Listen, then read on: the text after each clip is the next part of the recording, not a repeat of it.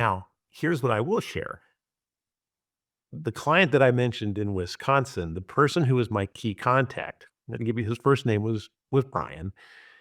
He admitted to me afterwards. He said, "You know, I was very apprehensive about bringing this kind of training in." And he said, "I almost was like, oh, what are we getting into?" He personally stopped me, um, like probably 2 weeks into it. We're running another group of people through it. He said, "I have to tell you, this wasn't just good.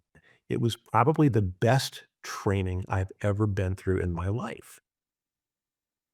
And I said, "Why is that?" He said, "Well, first of all, it wasn't off-putting, it didn't make me feel bad, but secondly, everything that we talked about wasn't just applicable at work, it was also applicable outside of work, in my relationships with Mhm. my family members, my community even, right? If you have time, I do one very, very funny anecdote. Sure. I was working with a meat producer also in the state of Wisconsin a couple years ago, and after we did the training, I actually got a phone call from not an employee in that company, but the spouse of one of the employees. And this individual said they called our office. I picked up the phone. I said, "Hello, this is Paul Meshanko, Legacy Business Cultures. How can I help?"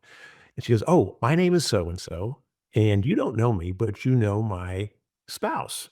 It was my husband, and it was a woman." And she goes, "I'm actually calling to thank you." And I said, "Thank me for what?" She goes, "I don't know what kind of training you're doing over at their company, but I want you to know I got a whole better version of my husband and a better dad for my kids at the same time. So whatever you're doing, keep it up." That's